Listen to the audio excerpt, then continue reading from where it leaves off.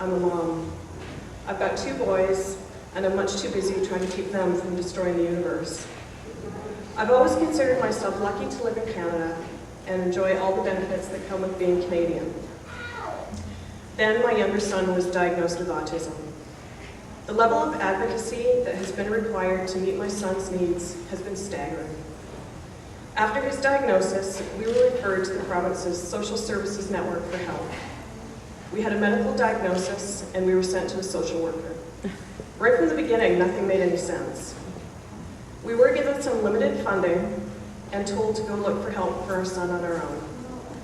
We were actually told, don't bother applying for the government-funded treatment programs. Why? Because the wait list was too long. By the time my son got to the top of the list, he would be too old to qualify. Too old, by the way, means 6. To help get the care my son needed, I became politically active. I used to be so naive, I thought that if I sent a letter to a few MPs, told them that my family was in crisis, many other families in Canada were in the same crisis, somebody would step up and take some action.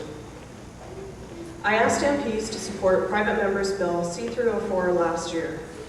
This bill called for a national strategy for the treatment of autism under the Canada Health Act. But the Conservatives and the Bloc Québécois voted together to kill the bill, even before it got to the committee stage for review. I was devastated. I was shocked. There should be no debate about the need to provide treatment for autism under the Canada Health Act. We know autism can be treated. I can't tell you just how much of a difference this treatment has made for my son and my family. Maybe I can't. We can communicate with our 5-year-old and have 2-way conversations. He's toilet trained. He fights with his older brother, just like brothers should. The treatment my son has received, applied behavioral analysis, works. If you don't believe me, there's over 40 years of research that proves ABA works. This is Canada. We all believe in universal health care. We hear over and over again that Canadians should have equal access to health care, regardless of where they live and regardless of how much money they make. So why won't the federal government fix this problem? Well, they tell me it's just not their job. The Conservative government is more concerned with debating jurisdictional responsibility than showing any real leadership on this issue. Their position on this is that it is a matter for the provinces to decide. Well, the autism community has been lobbying the provinces for years. And what have they given us? We have a patchwork of insufficient funding options that varies from province to province.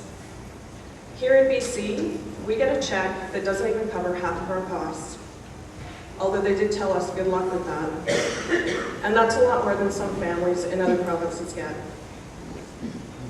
So the level of care that children with autism receives does depend on where they live and how much money their families have. So much for universal health care. Politicians hunt around funding for autism like it's a constitutional football. All of the major parties have tried, at one time or another, to use the autism file to discredit their opponents for not doing enough. This is not a game. This is 1 in every 150 children being diagnosed with autism. This is a growing health crisis affecting hundreds of thousands of Canadians. The politicians know what needs to be done, and they should just do it. We do not have universal health care in this country as long as children with autism are excluded. Families are remortgaging their homes, and many of them are moving from province to province trying to access treatment for their children. The divorce rate is 75 to 80% among these families. They're scrambling and they're being torn apart, and their children are being lost in the process. This is not universal health care. Considering we're a group of exhausted and broke parents, we're running a pretty effective campaign. But it's not just us, parents of children with autism, who are involved. It is Canadians from coast to coast and from all walks of life who are joining together to make funding for autism treatment an election issue. A lot of people have asked me, who should they vote for on October 14th? Just tell me, Dione, I'll do it for you, and I'll do it for all kids with autism. Well, I can't tell you what person to vote for or what party to vote for. Okay, I might whisper in a few ears, but I can ask you to ask your candidates where they stand.